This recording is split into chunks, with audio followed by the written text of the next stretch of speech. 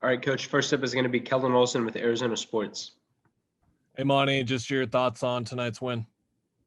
Well, it was a win, but it certainly wasn't the way we wanted to close out the game. That was something that we talked about at the end. All of our players felt it. We certainly could have executed a lot better down the stretch. The thing that I was one of the things that I was not pleased with was the 17 offensive rebounds that we gave up. And the fast break points really don't tell the tale about the pace. We gave up a lot of baskets in secondary break tonight. So we got a win on the road. We're thankful for that, but we know we can be much better, especially in closing moments. With campaign out, you had Javon as the first guard off the bench. How'd you like his performance? And can you talk about the decision a little bit? Because maybe Etwan hasn't played in a while, of course, but he could have been in there perhaps. Yeah, he could have been in there, but I decided to go with JC. And JC thought he did a good job. Etwan hadn't played in a long time, so I thought JC was really good tonight defensively. He facilitated offense.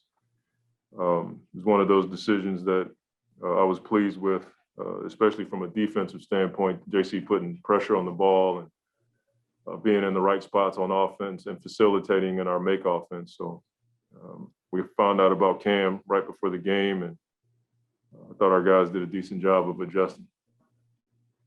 Next is Craig Fouie with ABC 15 and then Gina Mizell. Monty, you talked about the end of the game there. Was that a lack of focus? I know OKC got hot from three-point range, but was that a lack of focus or maybe going a little into cruise mode for the guys when they're up 18? What was that?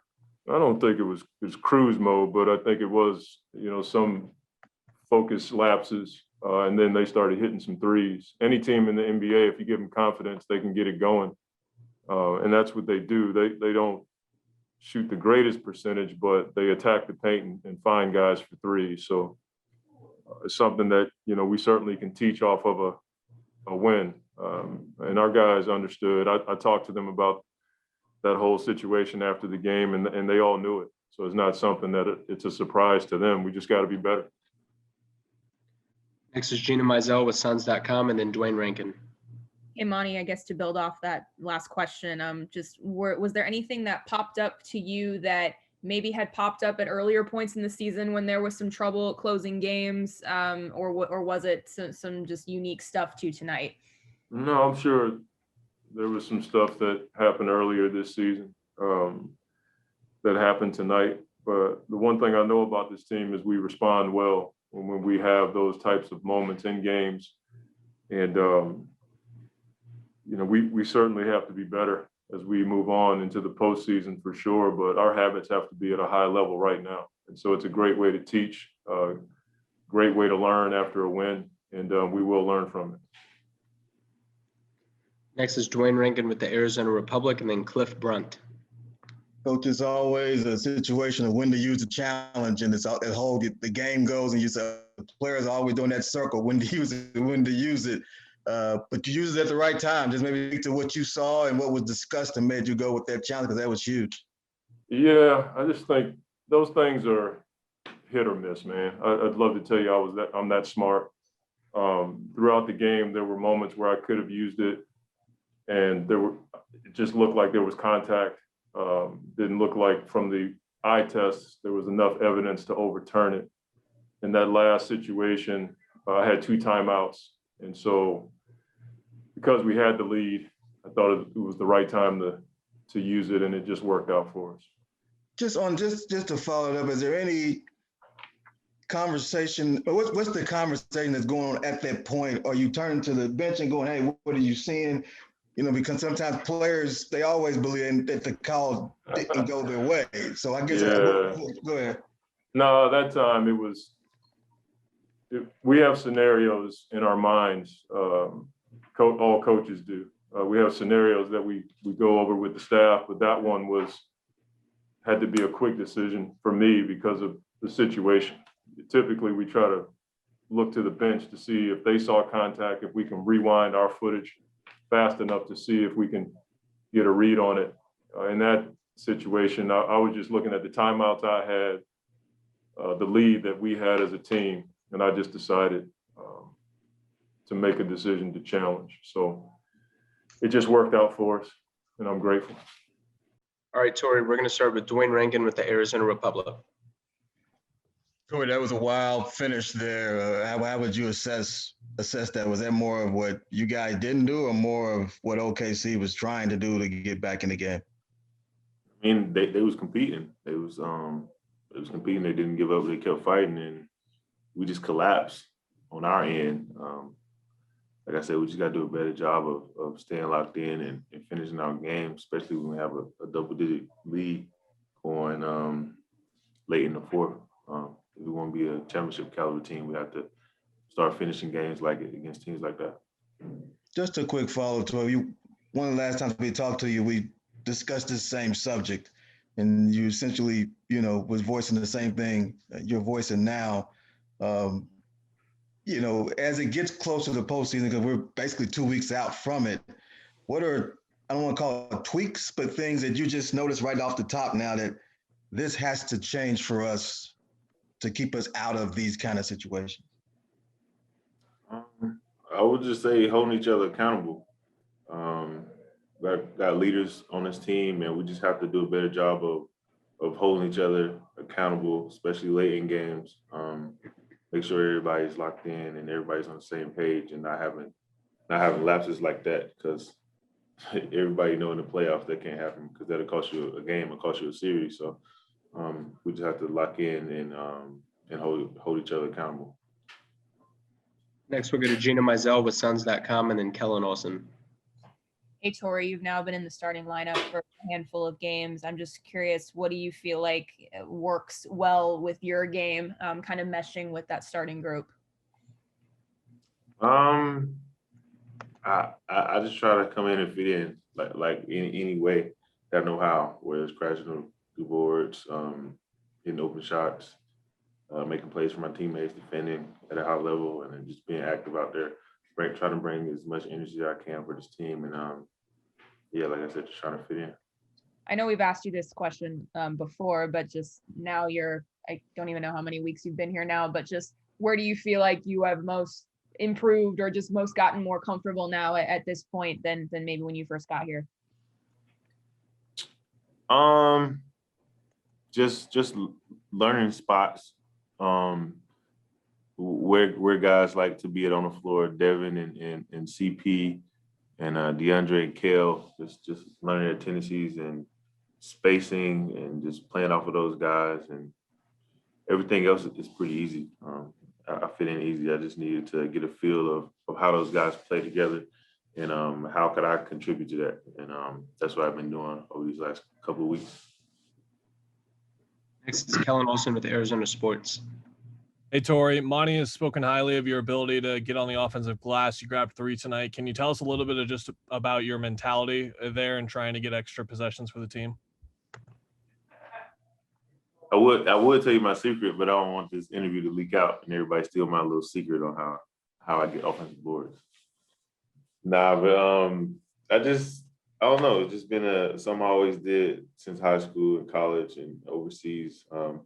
I call it playing on my front foot. So whenever a shot go up, I'm just always on the front foot, and it's all about angles and I just use my athleticism and length to get over boards. All right, Chris, we're going to start with Dwayne Rankin with the Arizona Republic and then Cliff Brunt. Yep. Yeah, Chris, 2 things. First, got Harry there at the end. How would you describe how that game finished for you all? It is what it is. At this point of the season, trying to pile up wins. Wasn't our prettiest game, wasn't the prettiest finish. Them guys pros just like us. We knew they was gonna come out with a lot of pride after that game last night, and got the win, and we're gonna move on. Quick follow. I see you wearing the Mamacita sweatshirt, obviously, and celebrating Gigi's birthday, and a lot of NBA players are wearing them. Just what's that mean for the league and guys in the league to be supporting Vanessa in this? Cove and Gigi, so meaningful to this league. We always talk about it. It's a brotherhood, and Cove has meant more to this league than a lot of a lot of other players, and I think the players understand that. So, Vanessa, we all are part of her family, and we just try to support her and her family as much as we can. Final two questions are Cliff Brunt with the AP and then Kellen Olson. Sorry, Cliff, we can't hear you. Next up is going to be Kellen Olson, and he'll be the last question. Hey, Chris, Monty talked about how you guys quickly talked after the game and assessed what happened. How important have those talks been throughout the season after games, both good and bad, and setting straight what happened? Yeah, they're very important. Monty always giving us advice, reflection over different things that's happened in the playoffs. Unfortunately, I've had some bad beats in the playoffs, and he just talked to us about approaching each game the right way. I think that's what we're just trying to do. We still a young team. We still learning. We still building, but we got to be better. All right, Book. First is going to be Dwayne Rankin with the Arizona Republic. Yeah, David, got Harry there at the end, and frustration, texts, and then you guys still found a way. I want to ask you about that pass, trying to get to Mikhail. Looked like Harlem Globetrotter deal with the knee down. Maybe take me through that. And was it like, whoa, I got to get rid of this because the pressure was on in terms of getting rid of the ball? Yeah, I mean, they were doubling, and I was falling to the floor, so Mikhail came and bailed me out. That was it. Quick thing in terms of just games like those, and I was asking Chris about. He was like, hey, it happens, but we've got to be better. What things did you just see in those last 2 to 3 minutes that you go, you know what, we've got to clean this part of it up so to avoid getting in those environments? Just playing with the game. Just lack of focus, turnovers, giving up transition buckets. To give up a lead that late, it has to be more than one thing. So, I say a collective of everything I just mentioned. Next is Kellen Olson with Arizona Sports, and then Gina Mizell. Hey, Book, Monty mentioned you guys talked after the game, and after games like that, both good and bad, you'll quickly kind of assess what went wrong and talk about it as a group. How important have those talks been throughout the season to keep the flow that you guys have had all year? They're good. That's been the tail of the season for us, playing down to, our competition and playing up to our competition too. And that's not what the great teams do. The great teams get better every night, no matter the opponent. We've talked about it and stressed it enough during the season that we're working on ourselves. And we didn't do that tonight, but, luckily it happened in a win. And, we'll respond better our next game versus Cleveland. Next is Gina Mizell with Suns.com, and then Dwayne Rankin. Hey, Devin, a little different topic. With Torrey moving into the starting lineup the last couple of weeks, had a double-double tonight. Just what do you feel like about his game meshes well with you guys as the starting group?